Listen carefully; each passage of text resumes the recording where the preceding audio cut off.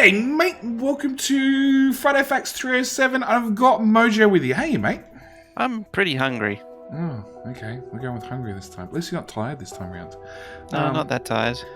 It's probably because you're staring at a giant cake. Yeah, I was wondering if you're gonna realize that was why I was hungry, or if you were just wondering. No, you actually weren't hungry in real life. It's a picture on the screen. No, I assumed you're hungry in real life. It is like 5 o'clock. It is almost dinner time here. So Yeah, it is. Yeah. So, new Friday Facts. We've got 17. We've got a stable candidate, but we'll get to. It might not be stable. We'll get back to steps. It's the steps towards stable. At least the at the time of stable. writing, this was a stable candidate. Correct. Was as being the key word, I think. Yeah. So we got a cake with no petrochemicals included. Greetings from Germany, con something. So somebody was nice enough to send Woob a cake, which didn't hang around long. Yeah. I actually zoomed in on the picture, and the address is .cz, so it is local. So I'm guessing that they, instead of mailing it from Germany, so it's not a German cake, it is actually a local cake that they obviously brought over to the office. Yeah. I imagine you just ring up a local cake store and say, "I'd like a cake delivered," and pay.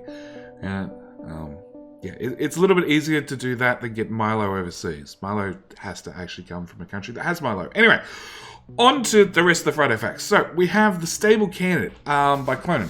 So, last week they made a big push to fix as many remaining bugs as they can, and they're down to only 36 bug reports on the forums. Since these remaining bugs aren't really hard crashes, save corruptions, or desyncs, they're looking to consider 1764, which they released today, as their stable candidate.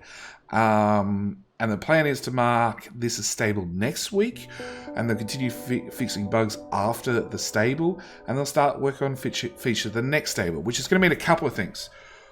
One, all those Steam players that are running on the current version, being 16, are going to suddenly move to 17.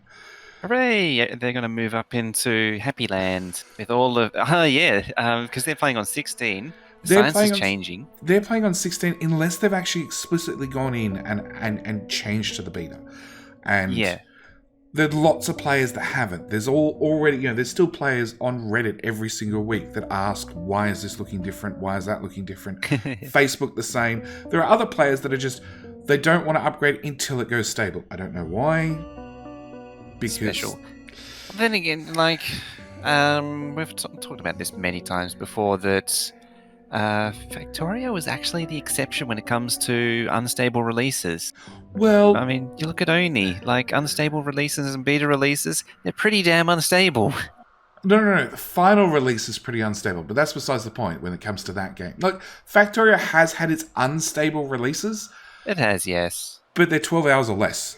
And it's generally, you just had a shit day. Disappear very quick. It's just you had bad luck. You happened to get that update that just broke something major, and a couple of hours later, there was a new fix out. So, yeah, I don't know why people hang around and they don't upgrade, but there are lots of people that haven't, and which means they're all going to get jumped onto 17, hopefully in the next week, in saying that...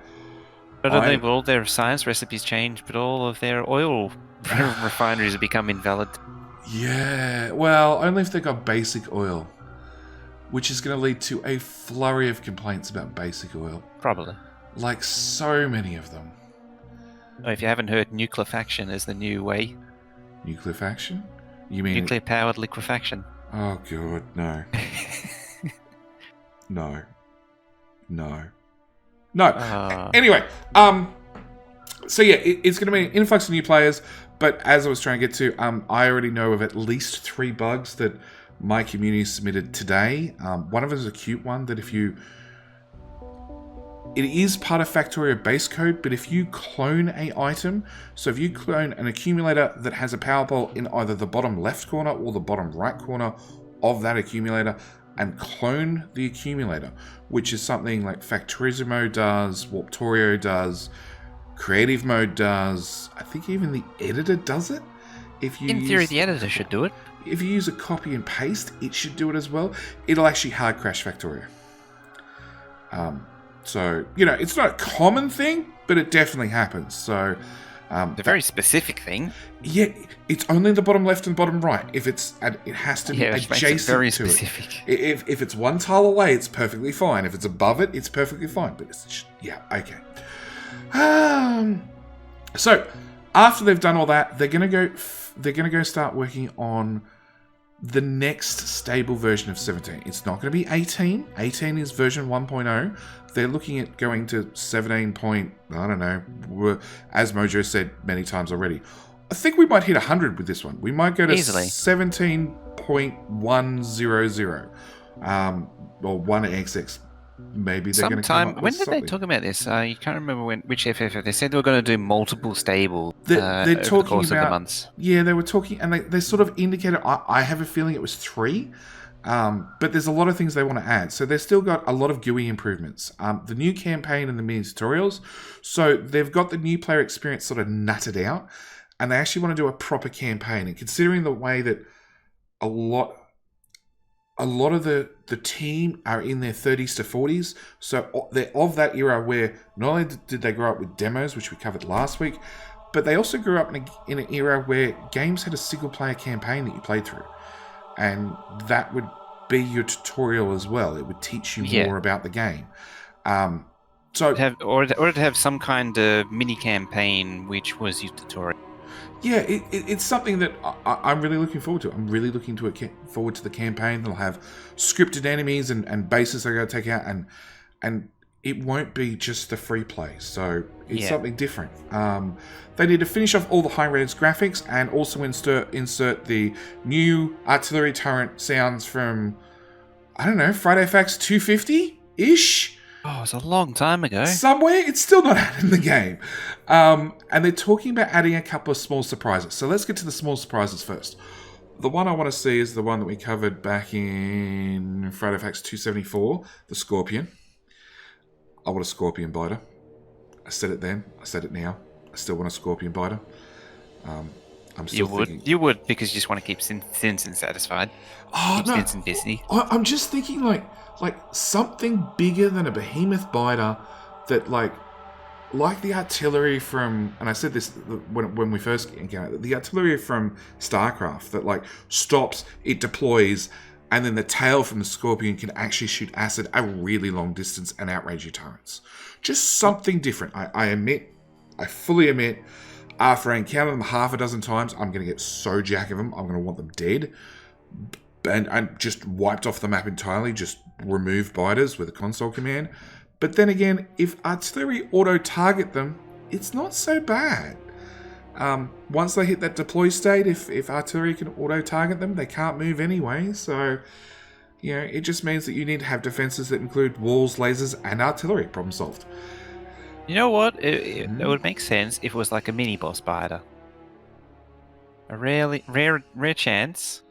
Minimum evolution, of course, like fairly high end. Up in the behemoth territory. 0.99, yep, just 0.99, yep. Yeah. And then something which, if you aggro very large bases or very large groups of spawners. Yeah, something is stuck in the base rather than something comes and gets you. Oh, yeah, that too. Something that maybe moves around, but it's actually really just a building like a worm or a turret like. Yeah, I don't know. I like the idea of it moves, because that way artillery won't target it, because like once your evolution's that high, chances are you have artillery around the base, chances are you don't actually do combat. You just walk an artillery train out there, obliterate everything, wait for the few stragglers to walk into the lasers, call it done, go out and concrete the world. So yeah, I want something. Maybe we can have the Spidertron that was, I don't know. It's been. Oh, that's version 12. It's been a running Factorio joke for 3-4 years now. Something like that. That they've talked about adding in 17, then they scrapped, and then, maybe it's a small surprise. You get a small Spidertron tank. It was going to be in 13 at one point. Yeah, it was going to be in 16 and in 17. But the other things that they have mentioned, and this is back in 282, that they haven't actually added yet. So we have the whole blueprint library that we're talking about completely redoing it, which meant blueprint books exist in the library and possibly in your inventory. That was up for debate many, many times. But books can be nested inside books, which I loved. Deconstruction planners and upgrade planners could be put inside your books as well, which was another idea I really, really liked. And they were talking... Could be useful. Yeah, there was a whole Friday Facts just about the blueprint library and having like decent descriptions that was longer than, more than 4 pictures and longer than like the first 20 characters, and then it just rolled off the screen. Postage stamp pictures, mind you, size pictures. Yeah. A decent blueprint library so you can actually search for it and find more of your exquisite blueprints that you don't use that often. Or that you stole from Factorio prints, because I see far too many blueprints from that website that are often crap. Anyway, the shortcut bar, which is I think that one's actually been implemented. So that's the one with the turn on and off roboports, your legs, all that sort of stuff. But Copy paste. All the thing which I turned off all the buttons except for 4 of them. Oh, did you? I just ignore it, actually. The character screen. So the character screen's one that we have seen a few teasers of, and I liked every part of it except for the actual character inventory screen, because there was something annoying with it. I can't remember what it was. I seem to remember something about that. I can't remember now. Yeah, the help overlay, so that hasn't showed up at all. They have done the installing mods, because they needed to for the new update. And it's ice eating, of course it's done. Yeah, of course it's done. The recipe item entity tooltip, which hasn't changed since, I don't know, Mojo, help me out here, 12? I don't know. 1, 5, somewhere there. It's been pretty much the same since forever. Until whatever counts as current Factorio, which might actually be version 9 or 9. Actually, yeah, 9 is basically modern Factorio because that's all. There's lots of things that haven't changed since then. So yeah, there's been also the chat icon selector, which we have no description about whatsoever.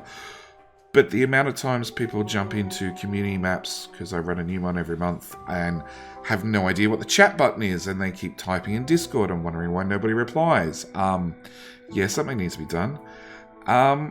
We've got new games. So the new game, they did flesh it out for some of the changes they did in 17.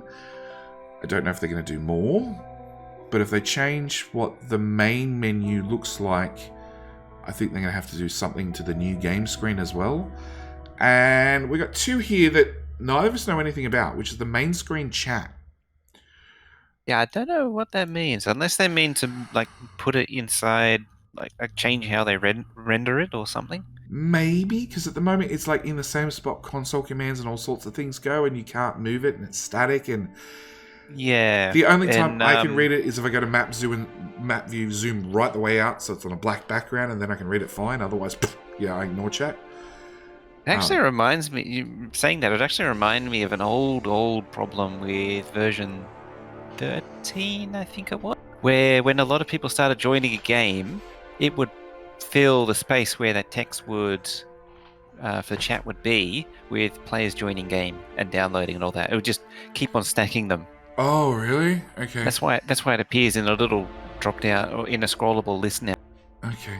Because it was just full of crap back. It must have been 13 when multiplayer was really got. I think it was 13. Yeah, and then we have the Recipe Explorer, which the only thing I can assume is like, is it Hellmod and FNEI? FNEI. I don't recall what Hellmod was. I don't remember, but there's 2 mods out there that are basically a Recipe Explorer. You can say, I have this. What does it do? What can it do? What should it do?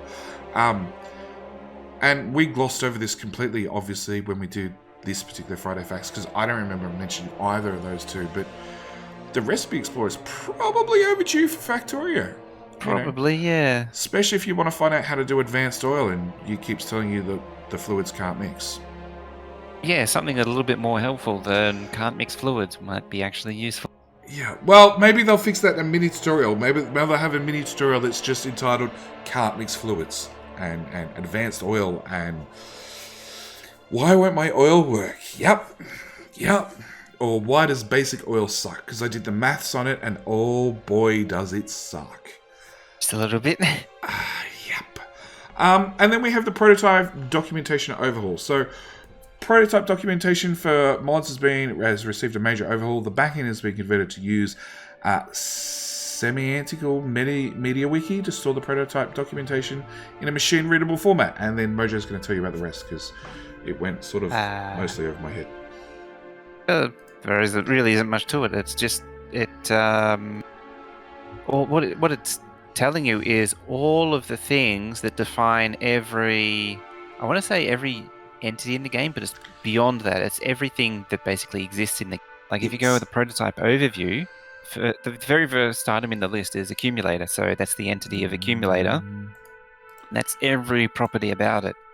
But then there's also the definitions for achievements there, and then scrolling down, I remember seeing trivial smoke.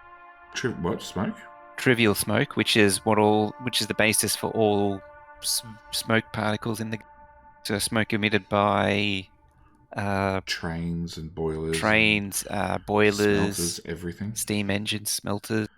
Okay, we brought up prototype character, which is everything that you can interface, modify, change for the prototype character. So this is the actual player itself. Yeah, so that's your player character. Yeah. And it's all the things you can modify about it. So, we've got character corpse, crafting categories, and a vehicle distance in case you wanted long reach for jumping in and out of cars or jumping out of trains in a hurry. Respawn time. Everything for one single entity. And look, I've done some attempts at modding, and finding this crap was a pain in the ass. Absolute pain in the ass. Yeah, that's the nice way of putting it. I was gonna use more Australian language, but yes, absolute pain in the ass. And pain in the dingleberries. Yeah, let's go with that. That sounds more Australian. It does sound very, very Australian, but that's not the Australian I'm referring to, and you know that. Yeah, it was not fun looking for how one thing interfaced with another, and it led to 9 times out of 10, most people looking to make a quick code change would actually go to the mod portal and look for a mod that did something similar to what they wanted, and then go look and see how they did it, which also meant the bad code tended to propagate and hang around for longer. But it was it was the easiest way to do a lot of things. I remember during the Factorio event, we were looking at how to change the respawn timer, and everybody there all had modding experience. We all knew how to do it. We all knew it could be done in the scenario code, and this didn't exist. So we actually went finding it. It's just impossible. I think we went to, is it the Fish Defender one? I think it's Comfy Factorio has a scenario called Fish Defender, which has like a 1 minute respawn time. So we went and downloaded that map to look how they did it to get the code to then change it to 0 seconds. Because that's all we wanted to do. It was a 5-second change, but finding the code was an absolute nightmare, and it was easy to go find somebody else who had already done it, and then get at least the references we needed, and then write the code from there. Funny, while you were I just searched respawn time. There it is, player character respawn time. No, I saw it on my screen. Corpse. It's under this. Yeah, respawn time. Respawn time. There you go. Unit 32. It's a floating point, so you can type in any number you want. Or almost any. Close enough. Close enough. It's int. Default 10 in seconds, must be positive, so you can't put in negative. Yeah, almost any number you want. But yeah, any positive number. It's a unsigned int, so you can't put a negative number in anyway, because it'd just be a really big positive number. Yeah, so it's like, yeah, this is going to make a real difference to modders, which is good to see, because I got to admit, like, Factorio is a great game, but once you've beaten it, once you've launched your first 1, 2, 50, 100 rockets, beaten up every biter on the map, done everything you can, mods are the way to go. And there are some really, really good mods out there, some really bad mods as well, but the easier it is for a mod creator to write a mod, the more chances are you're going to have more mods existing for the game. And that's what it really, really comes down to. So, And more sophisticated and better quality scenarios are also coming out finally too. Because that was one thing for me particularly that's always been lacking is good scenarios. Uh, Good scenarios are great, but you're definitely right about mods. Like, the quality of mods we have now compared to 2 versions ago, so compared to 15 is a Oh yeah. massive difference. And then Like, compared to version 12 and 13, it's just leaps and bounds ahead again. yeah, it's well, I work it on the player base between 15 and 17 is probably very very similar. Um, Whereas between 12 and 15, there would have been a large spike, I assume, in the increase of players over time. And a lot of those have either moved on or just keep doing what they're doing too. I found like a lot of people that are really keen on these mods are generally newer players. Like in 15, they got onto it in 15 or 16. Yeah, that's one of the things. Like, C Block took off in 16, but it had been Yeah. around for quite some time. In some way limited, in different limited forms. Same as LTN has really really taken off, and Lord Couture's Train Supply Manager has taken off. It's actually interesting. I think LT. I have this thing against LTN because I tried to use it and it was just confusing as hell. Same with what's that other one? The AAI, the vehicle AI one. Oh, the AIO one, yeah. That thing was just convoluted for the sake of convoluted, but when I played it, it was legitimately a academic exercise. It wasn't actually meant to be a proper. I think it sort of morphed into one eventually. But yeah, both of them, I do have a bit of a bias against. Well, I then I'm forgot just where I was looking going up. with that. Yeah, I'm just looking up like ancient mods. So we have the Space Extension mod, which again, There's a classic. it's one of Lord Couture's mods. It came out in version 13, so that mod has been around for ages, and it's been super super popular. Like 160,000 downloads over 3 years. But then if you go compare that to, his Train Supply Manager is only updated 11 days ago, only has 16,000 downloads. But the other super popular one that took off was not the rockets. What was the other one? Space exploration. No, the other space one that came out recently. Yes. Yeah, that one. Yes. So expanded rockets is very similar to SpaceX. I can't remember, and that's the worst part. Space exploration, that's the one. It's just called Space Exploration. I'm pretty sure it's just called Space Exploration. Yeah, it is. Which was what Lord Couture wanted to do, or something similar to it, 3 years ago. But the code didn't exist, and if the code did exist, finding it was the other nightmare. So, with this prototype documentation overhaul, finding mods is going to be, finding the code is going to be easier, which means quality of mods is going to go way up, which should make modders' lives easier, which should mean better quality gameplay for us, because that's what we all care about. And more mods, and more newer mods for you to go break. Yeah, because I've got a real habit of breaking mods, especially with every community map. Somebody was complaining about that today, saying like, why do you use us community to test mods? I'm like, I don't, but we've had one map so far, which actually Mojo coded, that we've had no crashes on, but everything else is And it was just a copy paste of the old. It wasn't full copy. It was heavily inspired by what was the scenario called? I can't remember the Frontier. That's it. Yeah, Frontier. Because funny enough, I couldn't find a lot of the elements that it did, and I had to copy paste it to figure out how to do it. There you go. See, and with prototype documentation overhaul thingamajiggy bob, you could have found everything. Anyway, I think that's enough rambling for this Friday Facts. It was short. We screwed it up as always. Thank you guys for watching.